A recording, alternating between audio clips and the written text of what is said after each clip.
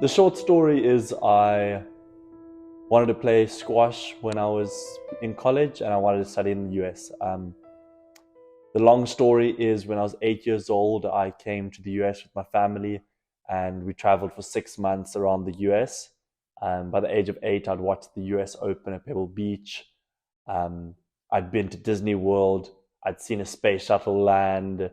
Um, so I really just fell in love with the country. So I was gonna do whatever I could to study in the US. St. Lawrence gave a great offer. Canton looked like a small town. I'm from a small town, so I gave it a go. So firstly, can you tell me a bit about yourself? Sure. I'm Dr. Zaino Uston. I'm an assistant professor here at St. Lawrence University in Sociology Department and Digital Media and Film. Originally from Turkey. I've been here in the US for the last, I think now 12 years. Yes, that's all. So my name is Benji Sherlock. I'm kind of weird. I was born and raised in Ireland, but I lived in London, I lived in India, I lived in Australia, and now I live in the US. My mom's from England, my father's from Australia, so I have a bit of a weird accent. And yeah, I'm at school at St. Lawrence University. So, is there anything that you feel is swept under the rug or forgotten about concerning the challenges international students or immigrants might face when moving countries? I think for international students, particularly at SLU, one of the things I found difficult, and I've spoken to my peers, they also found difficult, is we're treated as international students. So we're kind of like put in the I house where we all live together and we're treated as just that's the group of internationals rather than, I'm from Ireland, but someone might be from Bhutan or someone might be from Taiwan or someone might be from South Africa, and we actually don't really have anything in common. And SLU kind of just like lumps us all together. And then just broadly with immigration, it's incredibly difficult and expensive to immigrate, regardless of the country. But the US in particular is very strict with its rules and makes it a very challenging process. Oh, there's a million and two things that I learned. Not Well, swept under the give me rug. give me a couple. Not swept under the rug, but they're not always fully thought about. That you're often told to express your culture fully, but no one wants you to hear about your culture every single day. Like no one wants to hear you talk about England or talk about South Africa the whole time. But to you, that's all you really know. Like when I'm talking about my growing up and going to like parties and bars in South Africa, like they'll like people will be like, oh, why you keep bringing up like how South Africa is and with on. Like, no, that's how I grew up. So like sometimes sharing your international perspective is accepted, but sometimes they don't like say, we don't want it that much. So, can you tell me a bit about your personal journey of moving to Canton, New York? Canton, New York, sure. Well, in 2012, I moved to the United States for my PhD, and I came to New York City. I studied sociology at the New School for Social Research for a couple, like 6 years, I guess. And then for a couple of years, I went to UPenn for my postdoc. And after that, I ended up in the job market. And St. Lawrence was a very good fit to my research and my teaching interests. I applied, they liked me. We, institution and I, we fell in love. So I'm here in Canton now. One of the strangest things was the drinking age change. That like just going to bars and going to restaurants was such a huge part of like socializing for my idea of college. And then coming here, and it was like just so different that obviously I had to be 21. I was 18, so I'd been drinking for like a year in my country. Then I came here, and then I was like, that was just like very strange, and it just like put me a little bit at like unease. It was more just like, okay, now I need to like really reevaluate the setting simply based on like you couldn't just go to bars and drink. So, is there anything that you feel is swept under the rug or forgotten about concerning challenges international students or immigrants might face when moving countries?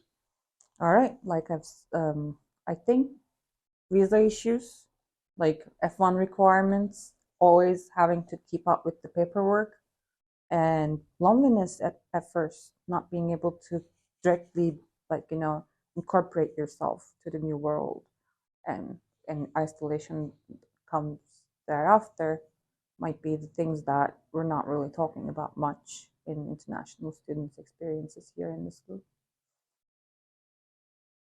Have I second guessed my decision 1,000,004 times? Yes. No, I've second every week nearly. I'll say, have I made like the right decision? Um, and there's been times where it's really been like at a like not like a tipping point. Mostly in like first year, where I was still settling in, and I was like, "Yo, is this really worth it? Must I spend 4 years now paying this huge amount of money? Is it going to be really like worth it?" So at that stage, yeah, I was definitely highly considering it so much. Now that I'm in my third year, really accomplished so much, done amazing things. Now I don't really have that thought that often.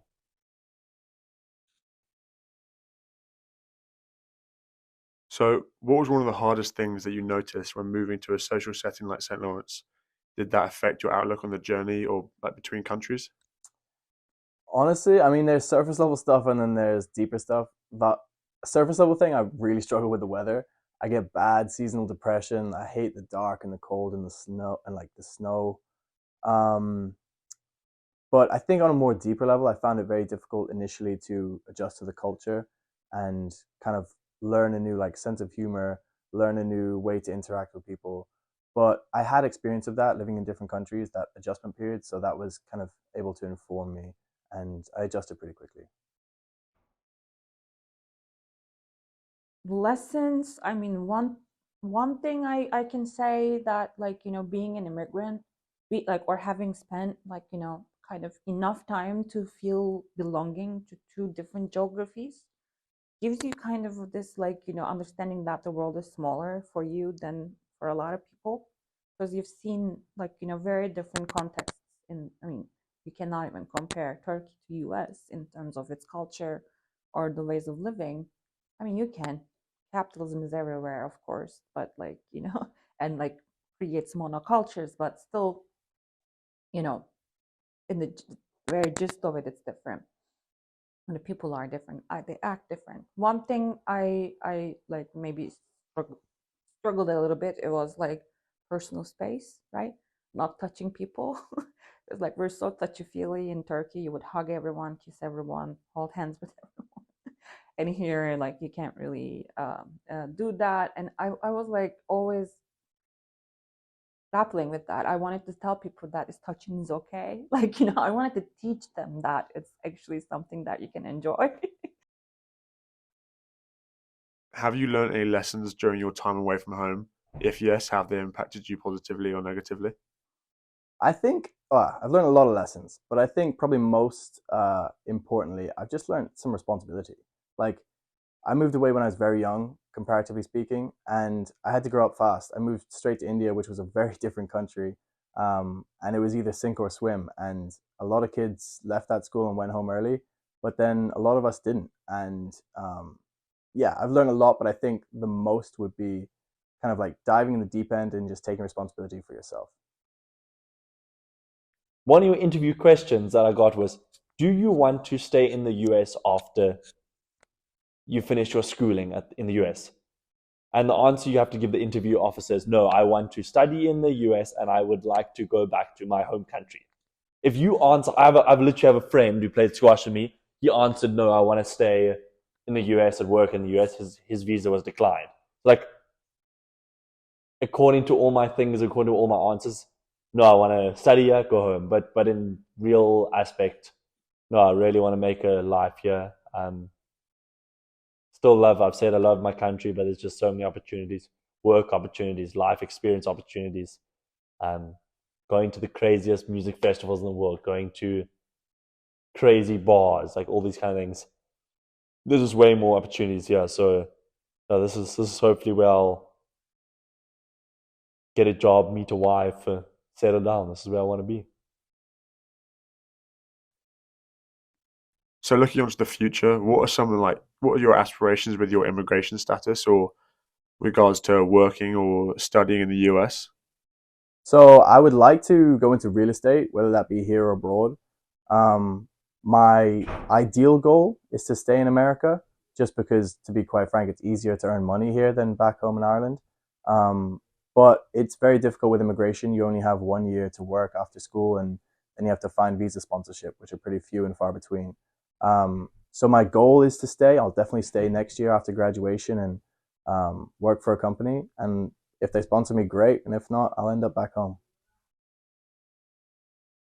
Now I feel American. I am American, Turkish American, you can say. I have an American son, American partner.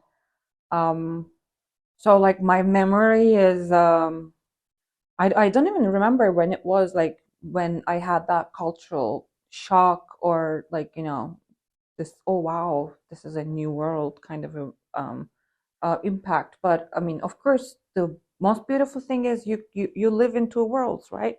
You have the world of knowledge in, like, about what it means to be Turkish, and you have this whole world of knowledge about what it means to be an American. And you kind of like, develop your identity in time, right? You get some fragments of the old thing and some fragments of the new thing, and you create something entirely different and new. So what was one of your favorite memories from being a part of a different culture? You mean in the US? Yeah, like coming here, what's a moment that you've like loved, and it's like being Irish, or what's like helped that? I think my freshman year, St. Patrick's Day, was an amazing memory. So it was the first time I'd ever been in the US as an Irish person. And it was just coming out of COVID, when everyone was kind of relaxing the restrictions. And it was just coming out of winter into summer, and it was warm for the first time. And it was honestly one of my favorite experiences here at SLU. It was a beautiful sunny day. Everyone was out on the quad partying, and everyone was coming up to me basically just saying happy birthday, even though it wasn't my birthday, just for St. Patrick's Day. That's definitely a memory I have like close to my heart. Yeah, maybe like 80% of the time I'm like, yeah, I could have a much more enjoyable studying experience in South Africa. Like I really could. Drinks are cheaper, it's my culture, it's my home, I can see my family more. But just like that 20% of time of really like incredible, crazy experience, just so like outweigh that 80%. Like you just not, I would never be able to get those experiences. So is it worth it? Yeah, 100%.